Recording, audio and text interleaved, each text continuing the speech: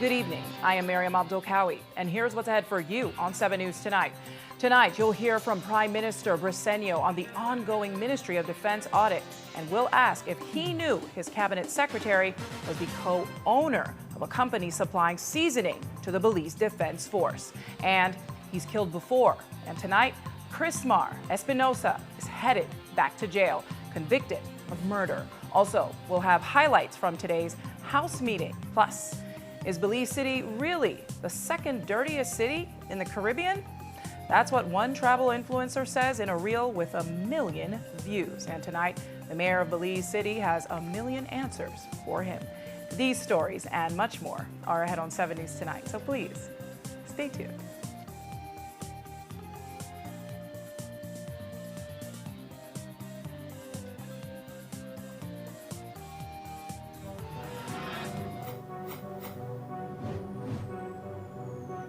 Belize, you're watching the Nation Station, Channel 7.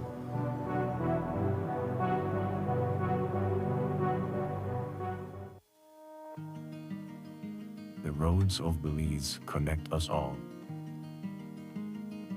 Riders, drivers, families, friends. Every day begins with a little routine and the confidence that life's journeys are protected. From school drop-off through the daily grind and everything in between, each with different roads ahead, yet one common goal: to arrive safely. Atlantic Insurance stands with Belize's riders and motorists with affordable protection, support, and peace of mind for the journey ahead. For the roads we share and the lives we protect, Atlantic Insurance is by your side, insuring you from life's unexpected. Atlantic Insurance, insuring you from life's unexpected. BTB Accommodations License Renewal 2026 opens August 1st through the online portal. BTB is also having its license renewal clinic countrywide, starting August 10th in Corozal, then in Orange Walk, Key Cocker, San Pedro, Hopkins, Placencia, Toledo, Belize City, San Ignacio, and Belmopan.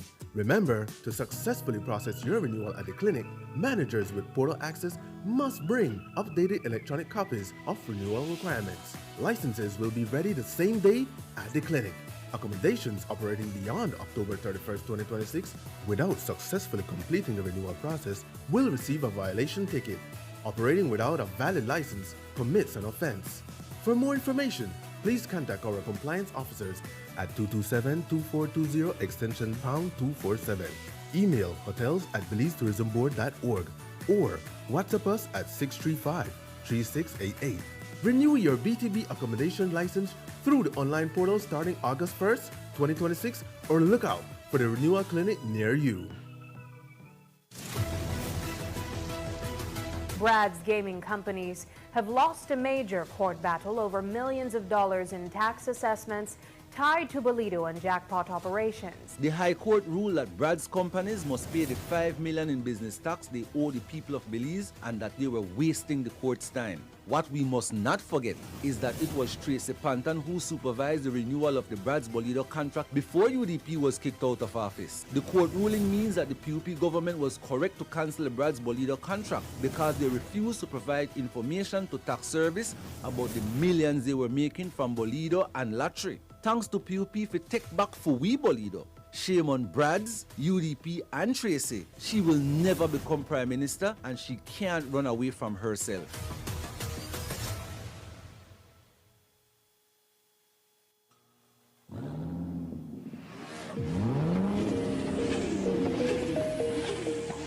Rev up your engines at Puma Energy and get ready for an exciting chance to fuel, fill, and win.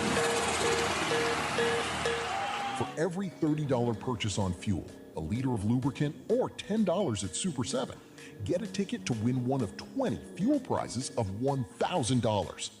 And here's the thrill. Fill up with premium Clean Tech Pro and double your chances of winning. Don't miss out on this incredible opportunity. Head to Puma Energy and Super 7 today for your chance to fuel, fill, and win.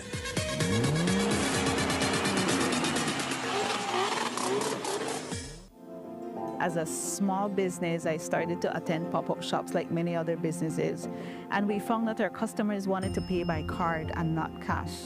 I went to Atlantic Bank, and immediately, without a problem, it's like, yes, you can have a POS system. That POS system we now use in-house, and we can also take it countrywide wherever we are. They were willing to take the time. They were willing to be patient with us as we grew our business. And that, for us, that meant the world. Atlantic Bank, building the future together. Are you looking for financing on equipment, machinery, vehicles, parts, or tools for you or your business? Banquip and Belize Bank have partnered to make purchasing easier than ever with Belize Bank's convenient online loan application platform. Simply apply online, get fast and secure financing, and access the equipment or vehicle you need to keep moving forward. Even better, use the promo code when applying and enjoy a special promotional interest rate exclusively for Banquip customers. Whether you're upgrading your fleet, investing in new machinery, or purchasing essential parts and equipment, now is the perfect time to make it happen. Visit Banquip today and ask about Belize Bank online loan financing.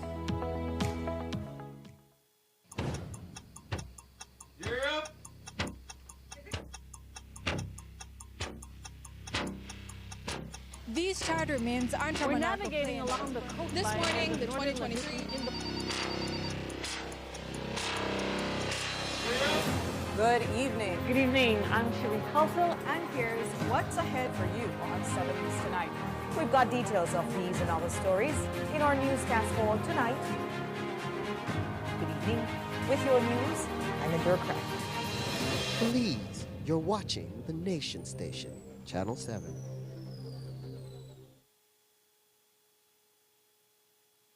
Wake up to positivity and inspiration. It's a fresh and diverse twist on your mornings. Tune in to Sun Up on 7 every weekday morning at 6:30 a.m. right here on your Nation Station, Channel 7. It's the morning show you don't want to miss.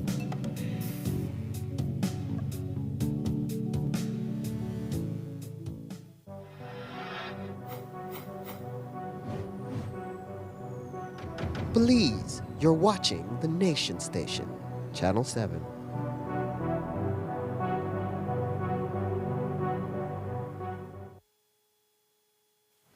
We begin our newscast with one of our top stories tonight, where the audit of the Ministry of Defense under former ministers, Florencio Marin and Oscar Mira, is ongoing.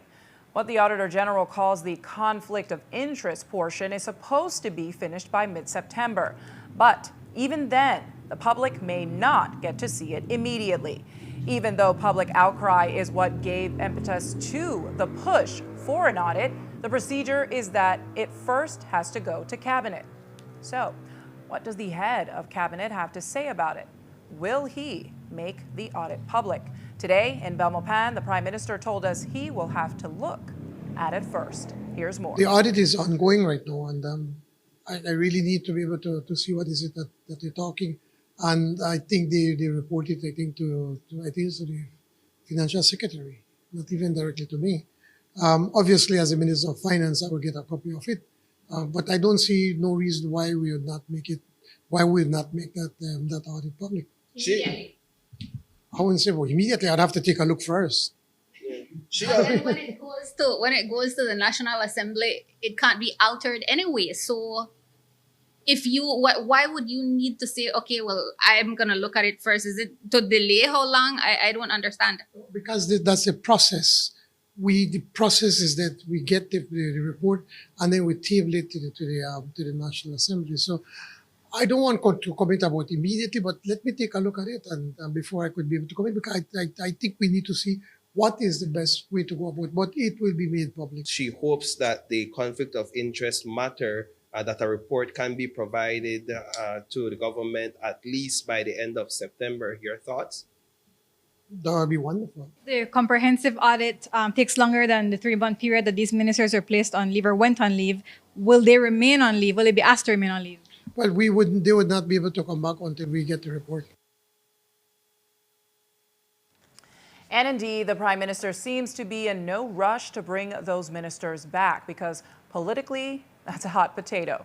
But it's a far less complicated political calculus to consider whether he will support an initiative being led by the Auditor General's office. As we told you last night, her office is preparing a cabinet paper which is asking the executive to consider changing the law to make it so that her office can publish audit reports without waiting on delayed government financial statements from the Accountant General. We asked the Prime Minister if he would support it. Is this something the cabinet would support? Well, I think we first have to see what would come before us. We have no issue when it comes to the issues of transparency and to be able to quote. That is why we have the Auditor General. But before I could comment, I really would need to take a look and see what is it that they're talking about. I think that the cabinet would in fact approve more independence for the Auditor General, which is the office, which is something that's being requested from forever. Yeah. Independence in terms of them having their own finances and so they're properly resourced. Well, that is always the challenge with government, that the pie is the pie. There's only so much and there's so many needs. Education, health, infrastructure, water, electricity, housing, house lots. I mean, the list can go on. And just like the Integrity Commission and the Auditor General, the Contractor General, all of these offices need more people. And it has to be a balancing act. How we'll be able to provide the necessary resources. If we can do more, I'm sure we can do more. I'm not sure we could do all that they ask. I mean, for instance, when you look at the issue of the Ombudsman office, the changes that you want to do, you will have to be hiring a whole battery of lawyers, to be able to be in that office. And can we afford it this time? It will be a challenge. So we have to find that balancing act. And in the Ministry of Defense, they were cutting that pie into some very thin slices to pay politically favored companies which supplied rations and uniforms. We're talking about the thousands of sub-$10,000 payments, so many that even the Prime Minister was surprised when we told him there were over 1,000 sub-$10,000 payments to Mira, related companies, that is. Well, actually, it's closer to 2,000, and that's just what has been leaked. So today, the Prime Minister, who was not in one of his feisty moods, that is, conceded that there's reason for public concern, but context is also important. Here's more. Since there's been this great outcry, rightly so, from the public, I think we need to do all the way to 2015 and try to see exactly what is happening, because this under $10,000, where the ministry has been doing that to be able to get food for the BDF. It seems to have been a practice that has been going on for some time, and now I saw in the news where somebody was making the point that it even continued up to this year. Well, yeah. Now that I've been involved as a minister, and I sat down with the with the CEO, and he explained, he says, they went 13 times to the Contractor General to ensure that they could get it right when they put in to return the bids. And he's saying he's very pleased with the cooperation from the Contractor General. She has been extremely helpful. But what happened is that when they sent these the recommendations from the bids that were taking place, the Ministry of Finance took very long to respond. The Ministry of Finance may have their own reasons, but the point is that they were not responding, and the BDF eat every day. And so the only way that they could be able to keep up by giving the food, he explained to me, is to be able to be ordering, under these $10,000 bid. Now you could question as to who are the people they're asking, and so that's another matter, but that's for the Contractor General to deal with. I'm just trying to explain why is it that they have to continue this during this time, simply to be able to keep food on the table. And keeping that food spicy was RSL Group Limited. That's a supply company co-owned by the Cabinet Secretary Stuart Leslie, which has been supplying seasoning to the BDF to the tune of $85,000 between May 13th and June 4th of this year, with another $49,000 invoice pending clearance. So, what did the Prime Minister know, and when did he know it? That's what we asked him today. Were you aware that he owned the company? No, I was not aware. Do you think this is an appearance of self-dealing, though? Well, he has already pointed out that all he was trying to do is trying to help a family friend. And, in hindsight, you have 20/20 vision. I know, and he said, Prime Minister, maybe I shouldn't have allowed. He wasn't fully aware what all that was taking place, and in a sense. But he has been very clear that he at no time called anybody to be able to, for them to be able to get any kind of contracts or any kind of special favors. And obviously, when you see the amount of business that they got, they weren't really getting any kind of special favors. So sometimes, we don't think things through, and so we look back and say, shucks, I should have been doing, I could have been doing better, could have been different. And so it's a learning process for everybody. Do you think it was unwise of him to put his name on the company, though? I think he's already answered that. And on that subject, Leslie told us that he didn't think the company would be doing any high-volume business, so he agreed to put his name on it. Another government official's name that is making news is Kennedy Carrillo. She's Belize's permanent representative to the ICAO Council, and she is at the center of an investigation into domestic abuse in Montreal, Canada, after reports of a domestic incident. Well, today, the Prime Minister said he isn't aware of the full details. Here's his response on that. In terms of Kennedy Carrillo, have you been informed how long that investigation is to take and what may be her future? Absolutely not. It just came to my attention on Wednesday. I've asked the Foreign Ministry to deal with it because they were the ones that were in contact, and so the Ministry of Foreign Affairs is dealing with that matter. And we also told you about the scrutiny surrounding Recondev's newest chairperson. Myrna Waite is an Oscar Mira campaigner who has been pictured with him several times.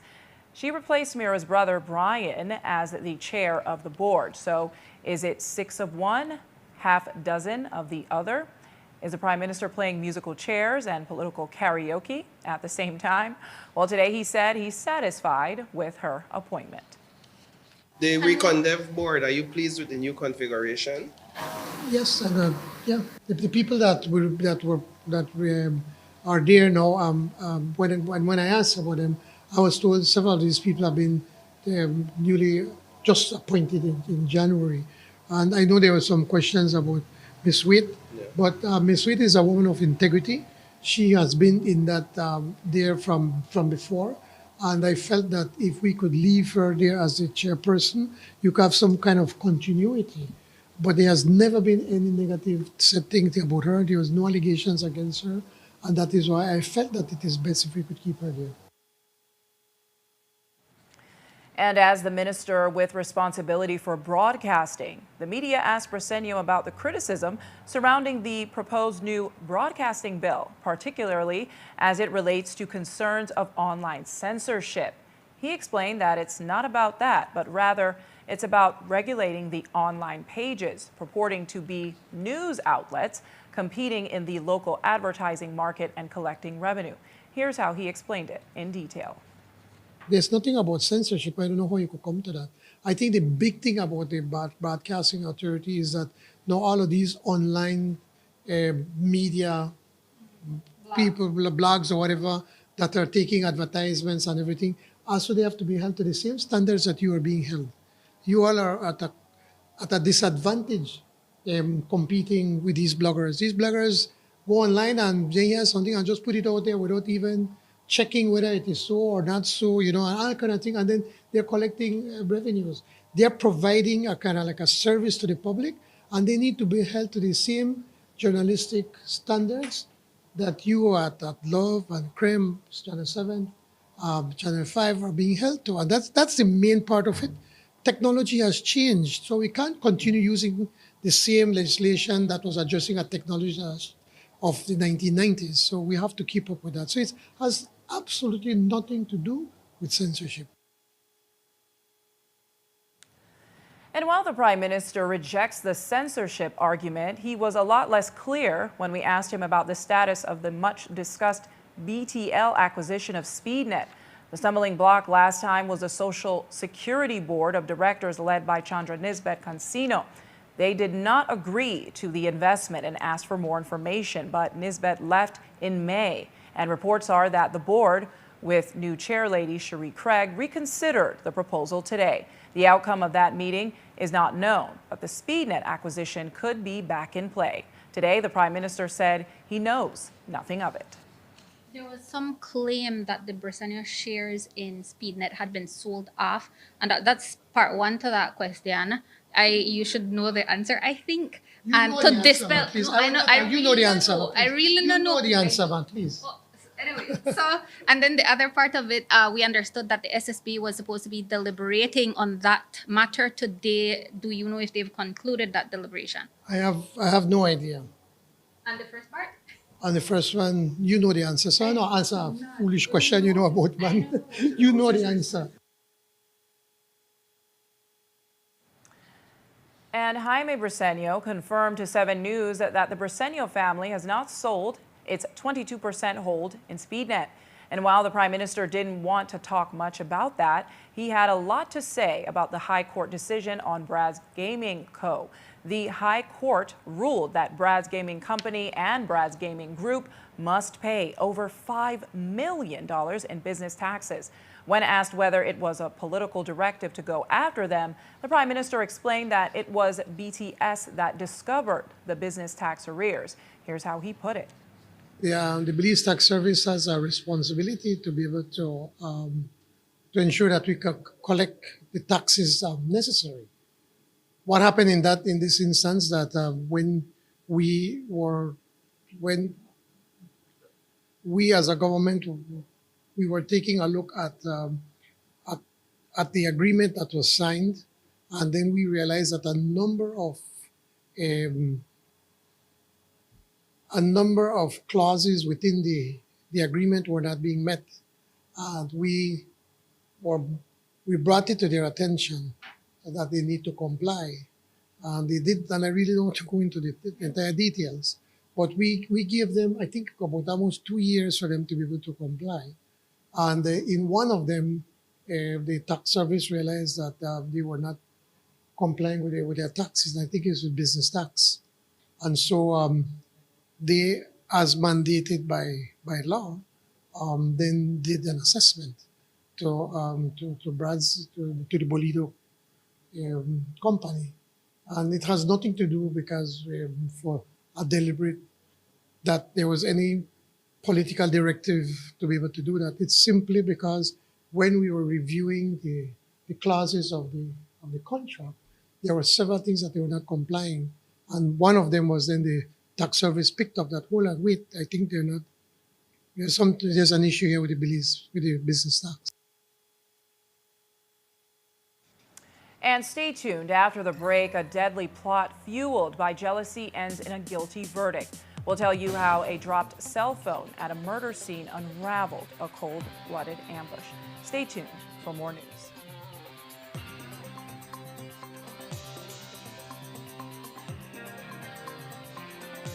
Stay connected in the USA for as low as $10. With Smart Roaming Data Pass, staying connected is simple and affordable. Get the data you need starting at 1,000 megabytes to stay connected to larger plans that keep you online while you travel across the USA. So you can message, browse, video call, and navigate wherever you go. No SIM swap, no bill shock. Just simple, affordable pricing. Activate easily by dialing *100# using the Smart app or online. Smart Roaming Data Pass. Staying connected the smart way. Smart, bringing people together.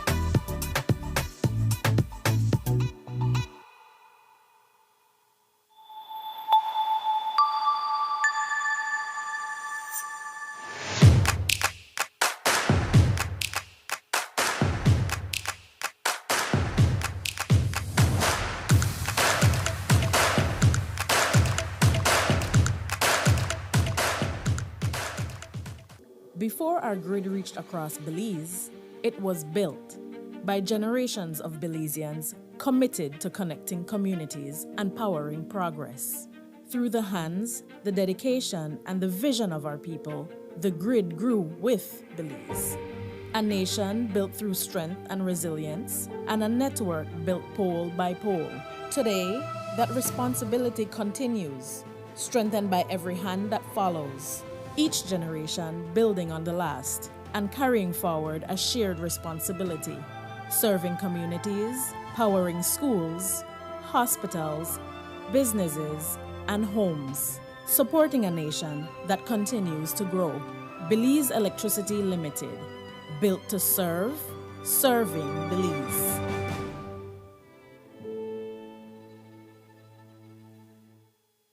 Maria's was planned to open in 2020, and that's when COVID came. I thought the dream was dead. People would come to my house, they would purchase the coffees from there. That gave me the little confidence, like, okay, I could do this. Atlantic Bank, of course, helped me take the next step. Once I had their support, it was smooth sailing from there. This business is my life. It's literally what provides my family with food and employment. I employ 3 family members, so it's really everything for us. Atlantic Bank, building the future together. Nando's Wholesale is the distributor for the full line of Badia spices, including the original complete seasoning, the perfect combination of ingredients and spices prepared to enhance the natural flavor of your favorite foods. Also, cinnamon powder for all your desserts, fruits, and beverages, and as special dishes. All these are available in commercial sizes or restaurant packaging. Nando's products are available at your local retailer or contact us at 222-5000. From Corozal to Toledo, Nando's is proud to be serving Belize as its #1 wholesale distributor for over 35 years.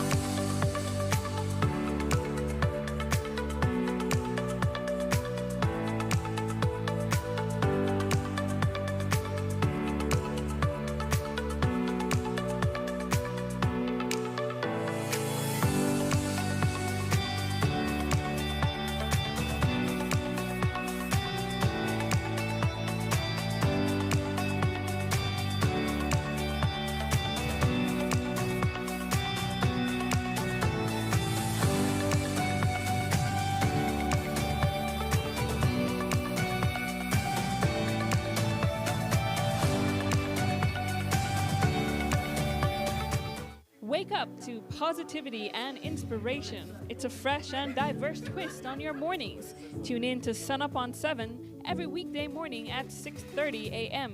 right here on your nation station, Channel 7. It's the morning show you don't want to miss.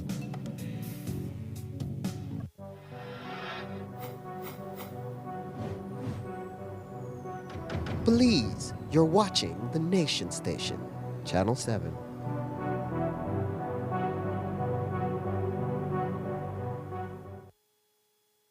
Continuing our newscast with one of our top stories tonight, Justice Nigel Pilgrim handed down a guilty verdict today against 36-year-old Chrismar Espinosa for the cold-blooded execution-style murder of bicycle repairman and cyclist Wilbert E. Banks Jr. The court found that Espinosa consumed by jealousy after discovering a photograph of Banks orchestrated a deadly plot using his girlfriend, Banks's ex-partner, as bait.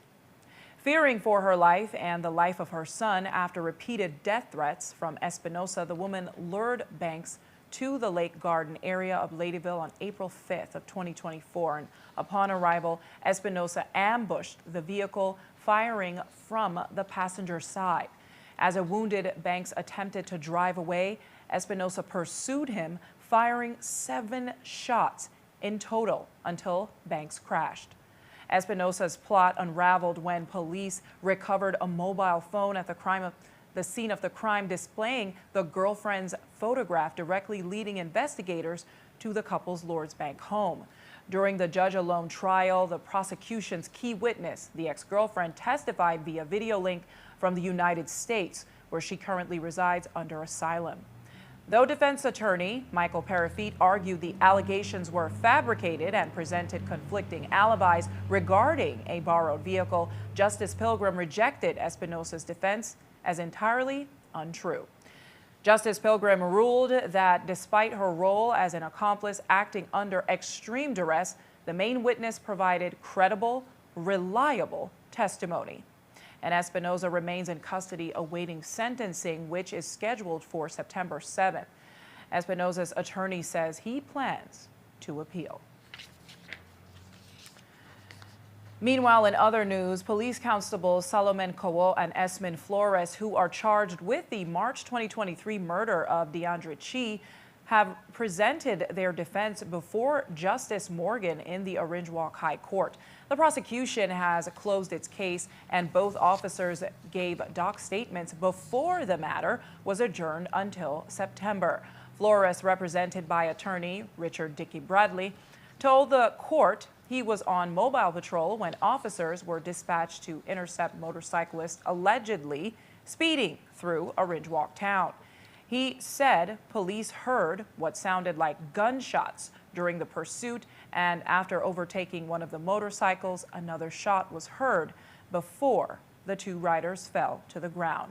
Chi was later found with a fatal gunshot wound to the back, and Bradley argued that the evidence raises questions about how Chi could have been shot in the back if another person had been seated behind him on the motorcycle. Cowo's defense was similar, and the trial resumes in September. And now switching to other news. Tomorrow, Saturday, August 1st, is a public and bank holiday as Belize observes Emancipation Day for the 6th time. But why must Emancipation Day be remembered? Well, it commemorates the abolition of slavery across the British Empire, a major and complicated part of Belize's history. Our very own Jaleesa Roberts went looking for answer, and here's that story. Tomorrow, Belize will mark Emancipation Day. But beyond the drumming, food, and celebration, August 1st is a reminder of a painful chapter that shaped the nation. It is the story of thousands of enslaved Africans whose forced labor built the British settlement that would eventually become Belize, and whose resilience gave birth to much of the country's language, culture, and identity. The observance commemorates the abolition of slavery in the British Empire on August 1st, 1834. While freedom did not come overnight, many formerly enslaved people were forced into an apprenticeship system until full emancipation in 1838. The date remains one of the most significant in Belize's history.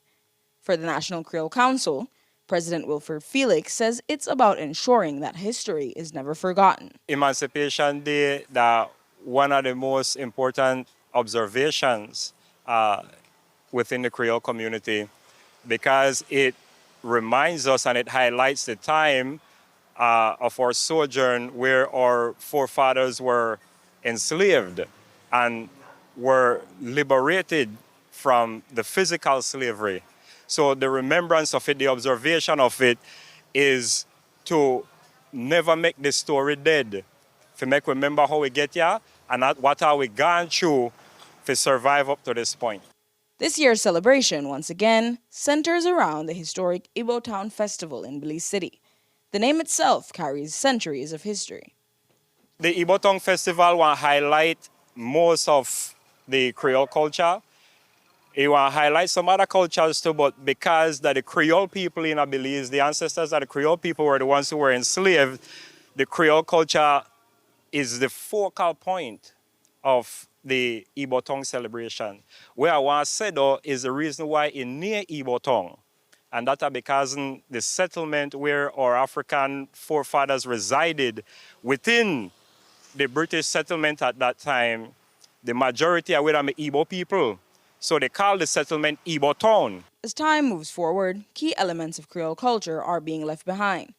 But the National Creole Council is working to preserve that heritage for future generations, including by standardizing the written form of the Creole language. Creole culture overall, yes, because that for we culture primarily was being ostracized, was being erased, was being controlled and redirected by the colonizer. So it's not so much that Creole culture has been whitewashed, but it has been influenced externally by the European or the colonizing factors.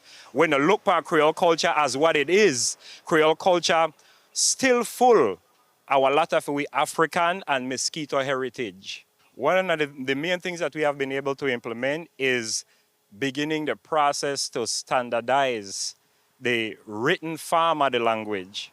Because if you go past social media, you will see people spell all different kind of way, however they feel like in a Creole.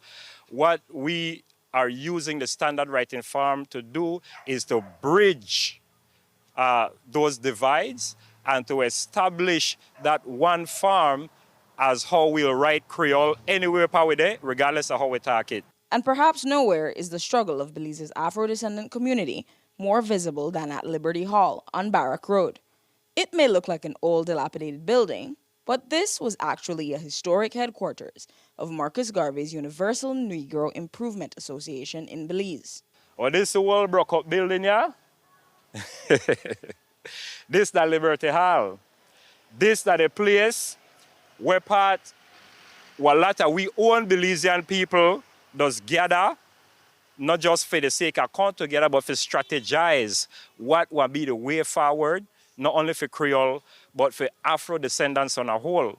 Liberty Hall was established by the Honorable Marcus Mosiah Garvey as the headquarters in each country of his movement, the UNIA, Universal Negro Improvement Association, which had heavy influence on UBAD and UEF and the entire conscious and black community in Belize. Liberty Hall was the place where Excelsior High School started off.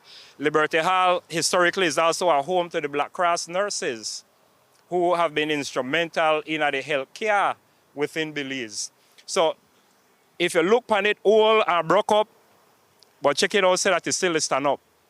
So I like to tell people that Liberty Hall, as we see it now, directly represent the condition where we as our people they in now. We're there for King Hatchet and Hammer, just like Liberty Hall. We're there and see so much hurricane pass, so much storm, so much disasters, natural and man-made. But we still stand up. With foundation still strong, that's why we still stand up. Jaliza Roberts, 7 News. Tonight, there will be an Emancipation Day church service at Queen Street Baptist Church at 10 p.m. And tomorrow at the Isaiah Mortar Square in Yabra, they will have the Igbo Town Festival from 11 a.m. to 8 p.m. Meanwhile, the government took a loan motion for $8 million to the House today. The loan is from the IDB, and it's to support the Civil Service Modernization Project. That project will see the digital transformation and data analytics, as well as strengthening the institutional capacity for human resource management. The government of Belize will be footing $1 million in additional counterpart resources. But today, the leader of the opposition stated that while she supported in principle, there needed to be transparency. Here's more. The last time we were here, we approved over $53 million in loan motions. Today, by the time we get through this House meeting, we will approve another $81 million in loan motions. Modernization is therefore a principle we support. The issue, however, is whether there are adequate safeguards in place and whether the Belizean people can be assured that this investment will deliver measurable results. Whether this investment will deliver value for money. The members of this side of the House would like to request the following. 1, a copy of the detailed implementation plan. The motion speaks of deliverables such as workforce planning, expenditure control, digital transformation, data analytics, and most importantly, institutional strengthening. Notwithstanding these very worthy objectives, Mr. Speaker, we are also requesting a detailed breakdown on who and how will the money be spent. We ask, Mr. Speaker, how much money will be allocated to technology and innovation? How much will be spent on consultants? How much is budgeted for software, licensing fees, for example? How much will actually be invested in training Belizean public officers? And how much of this $9 million will go toward project management and administrative costs? The Minister of the Public Service then rose to explain why this project is necessary to modernize and optimize the work that the government of Belize does. Mr. Speaker, why is this project needed? This project addresses several long-standing challenges within the public service. Number 1, annual expenditures on personnel continue to exceed original budget estimates, placing pressure on government finances. Number 2, there are significant variances in compensation among similar job categories, affecting consistency and equity. Mr. Speaker, there are many instances that create this anomaly, and we don't have to go into detail today, but we have discussed this with public officers. We have discussed these anomalies with the Public Service Union, with our partners, so that we can gain consensus on how to move forward. The third reason why this project is needed, Mr. Speaker, is because there still remains weaknesses in enforcing policies and implementing effective control system. One of those weaknesses identified is that there is not an integrated human resource information system. There is no integrated system, Mr. Speaker, and that system is not even linked, and we have to get it linked to the financial management information system, so that these two systems, these two digital systems, can start communicating with each other and putting in place the necessary guardrails that we need to put in place. And Usher's first reason raised concerns about the ever-growing wage bill. So, how does the government of Belize plan to resolve this without retrenchment? Well, the Prime Minister told us their plan. We've said that for a long time ago, and I think that is why I'm feeling that once we can, with this project, it will help us to do better. That, as people are retiring, you may not necessarily have to bring in people back. And that is how you'll be able to manage to control without retrenching. But the truth of the matter is that the public service right now is like a pear. You have a small top and the bottom is big. And so the challenge we have that almost every minister tell you they need more people, they need more technical people. And the people at the bottom don't have the technical expertise. And that is the challenge. So we need to put something in place whereby we could remove this thing from the politicians to just hire, oh, this is my friend or my voter, give him one job. We are under tremendous pressure, And yes, we do hire when they come that there's need, but we're under tremendous pressure from our people saying, you did not go in and fire the UDPs like what the UDP did in 2008. You know what the then Prime Minister said? To the winner the spoils. That's what he said in the National Assembly. We could have taken the COVID pandemic as an excuse to let go a lot of people. We were told by the IMF to be able to get rid of about 3,000 people, but we didn't, because I don't think it's fair. I don't think it's fair to take advantage of people that are barely earning, barely etching out a living. You want to deal with the big guys, but not the people out there. So we feel different. But despite all of that, we are under pressure from people. So we need to find a system where we could minimize that kind of thing and try to bring back that independence that the public service had, before independence and maybe after the first years after independence, where it was a completely independent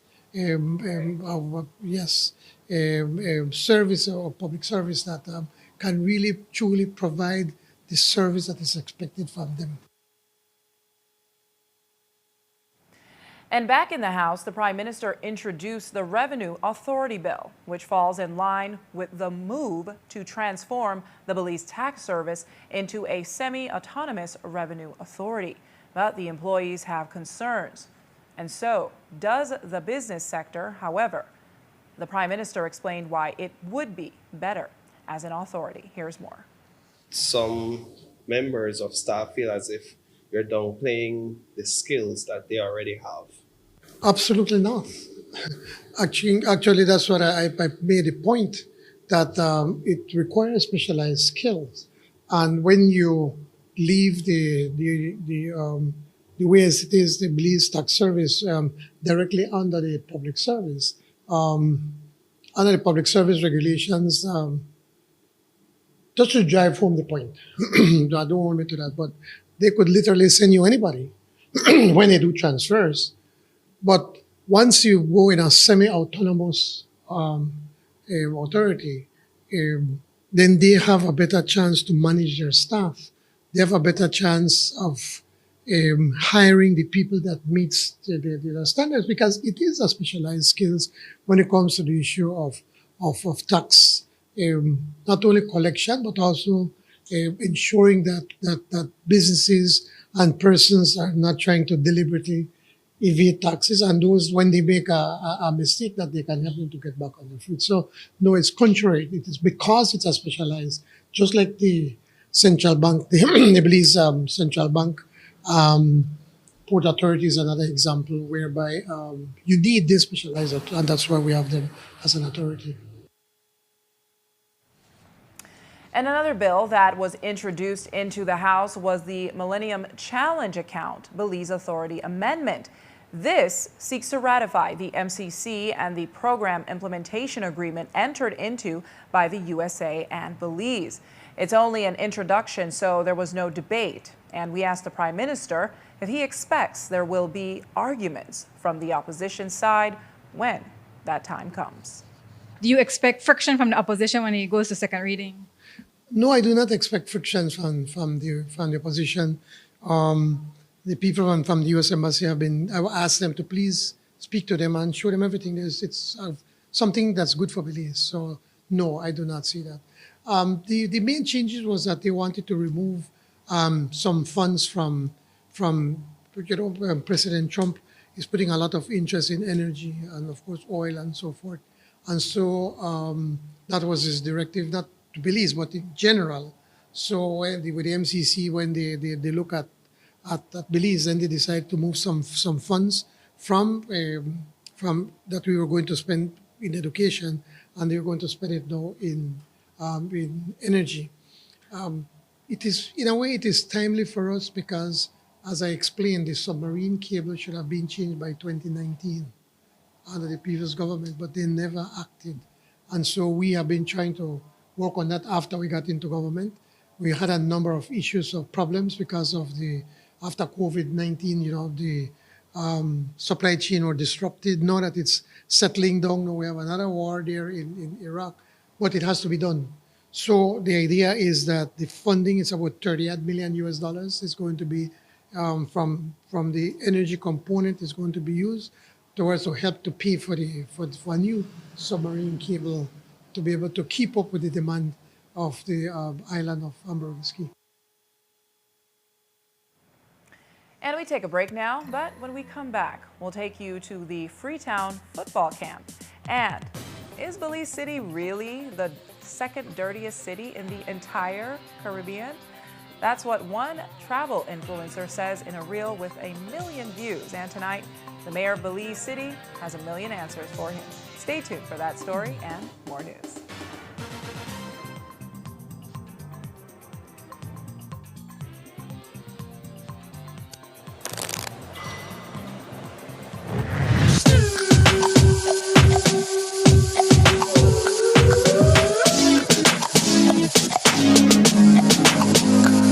Mom.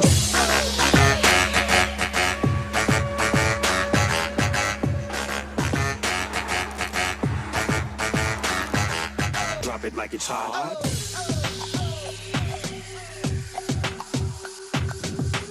The world is watching. The stakes are high.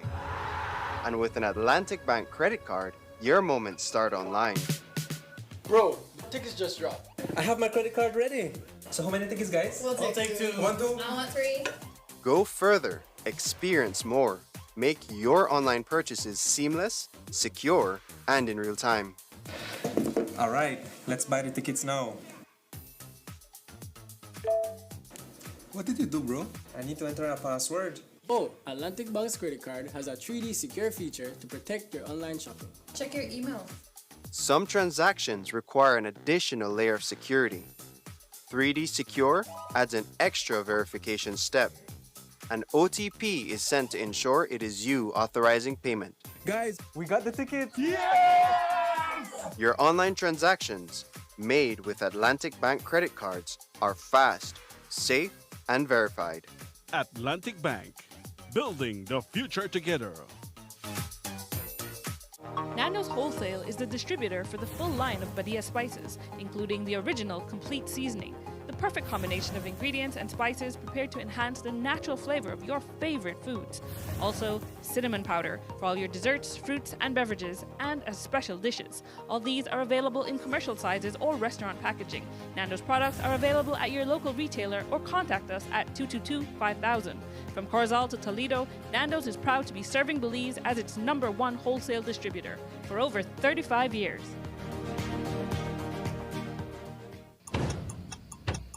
You're up.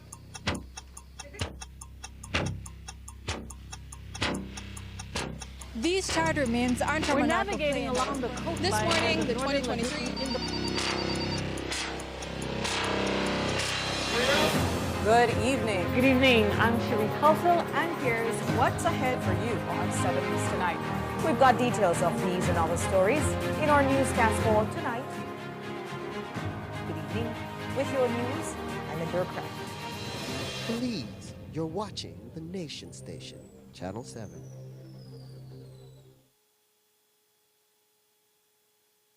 Wake up to positivity and inspiration. It's a fresh and diverse twist on your mornings. Tune in to Sun Up on 7 every weekday morning at 6:30 a.m.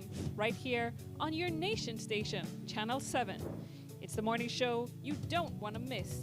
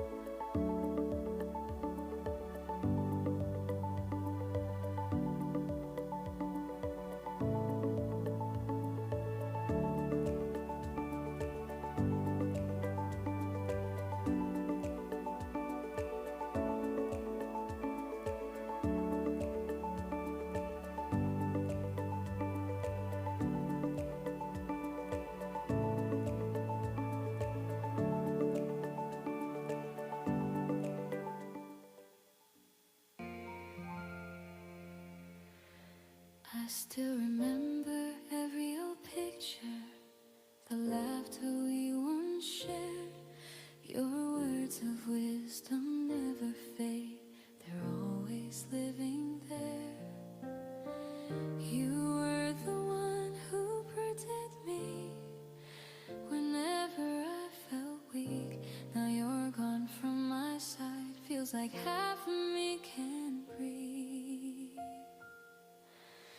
My dearest brother, you've gone, you'll never return, leaving your smiling memories that never burn.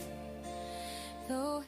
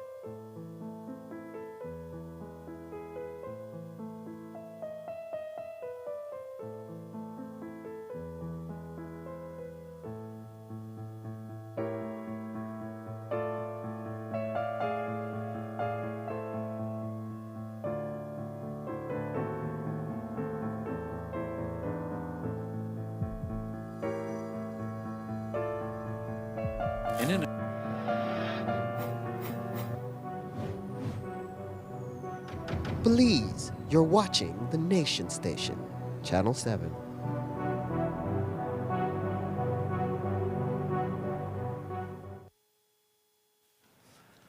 Drew Binsky, an American travel influencer with 9 million Facebook followers and known for traveling to 197 different countries, today posted a reel on Facebook naming the top 9 dirtiest cities in the Caribbean. And he ranked Belize City second. Here's how he put it in detail.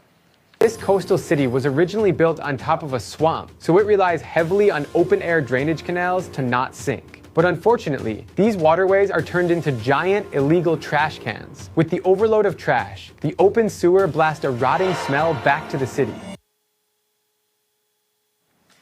Now, you might call that clickbait, but the Facebook reel already has 1 million views. So today we asked Mayor Bernard Wagner for a response to Binsky's list. He strenuously disagreed and in a lengthy WhatsApp message said, quote, "No credible study or scientific method has been provided to support that ranking, and the Belize City Council has a robust garbage collection program and cleanup. When hotspots or informal dump sites are identified, we tackle them immediately."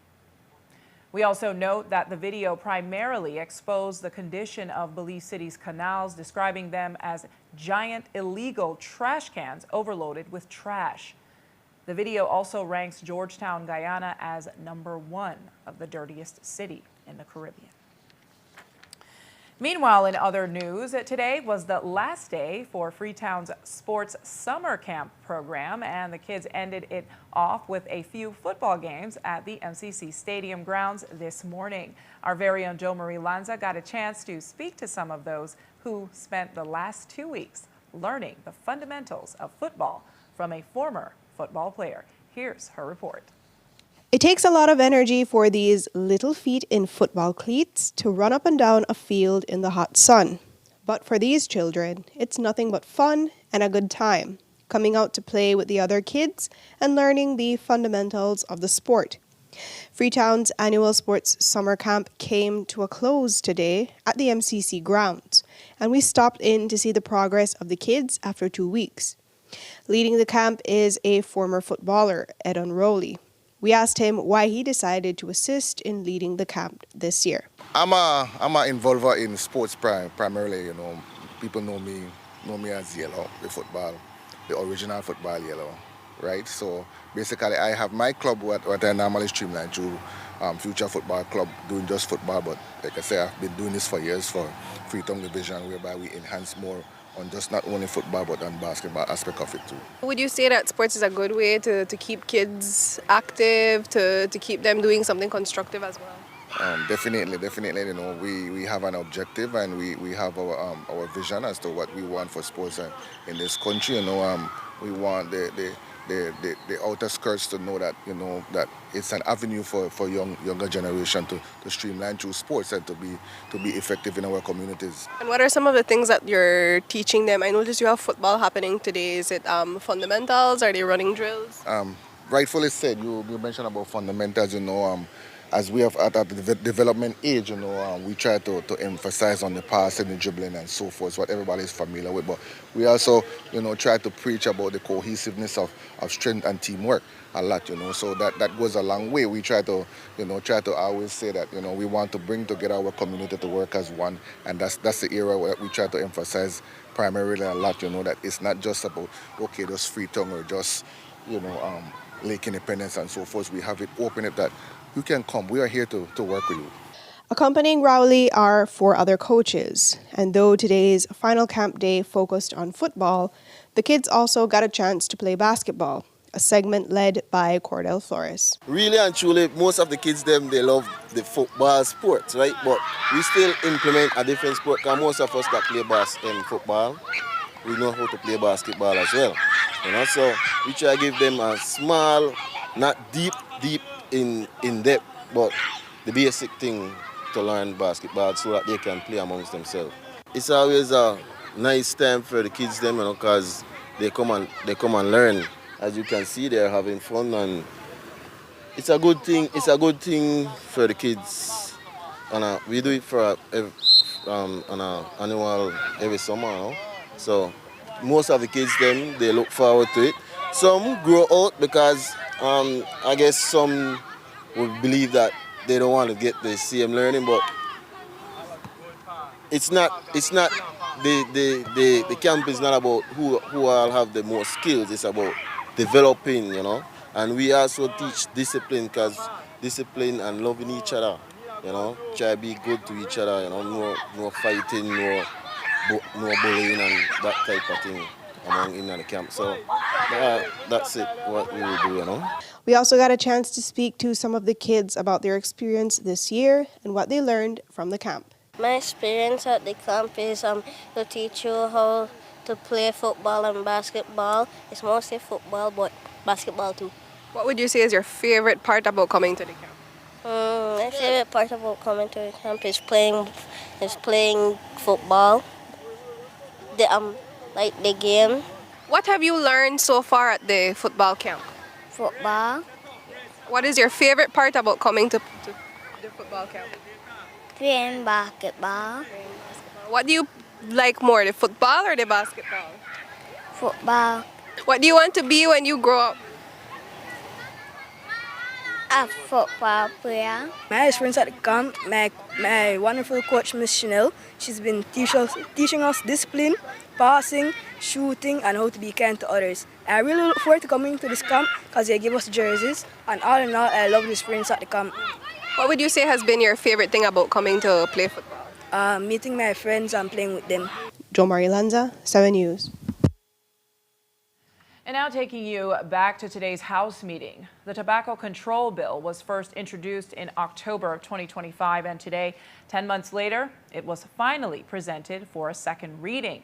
We understand there had been some serious pushback from cigar vendors, and the bill will provide for the adoption and implementation of tobacco control policies in accordance with the World Health Organization Framework Convention.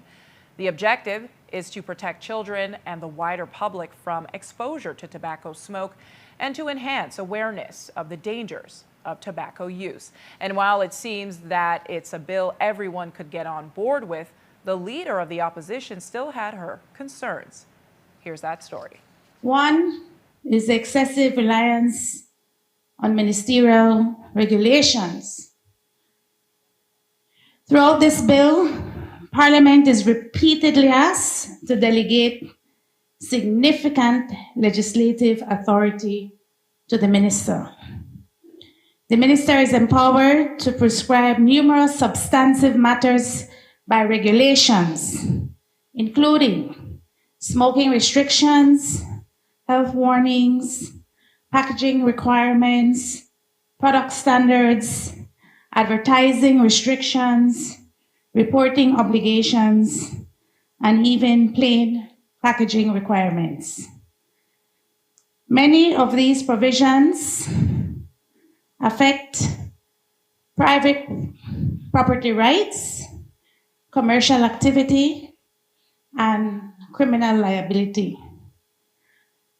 While we agree that regulations ought to be made, it should have and it should require parliamentary oversight. The other area of concern, Mr. Speaker, is the National Tobacco Control Committee.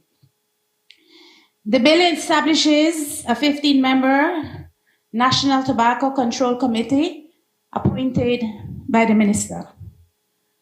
While broad representation is welcome, questions arise. What objective criteria will guide these appointments? How will independence be protected? Will committee recommendations be published? Will annual reports be tabled before Parliament? Public confidence depends upon transparency. The House meeting started an hour late, and it continues even at this hour. And that's all we have for you for 7 News on this Friday night. Thank you so much for watching. I am Miriam Abdul-Kawi.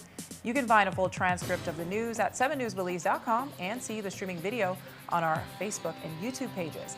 Have a good evening and a happy Emancipation Day. Join us back here on Monday night. Have a good weekend, folks.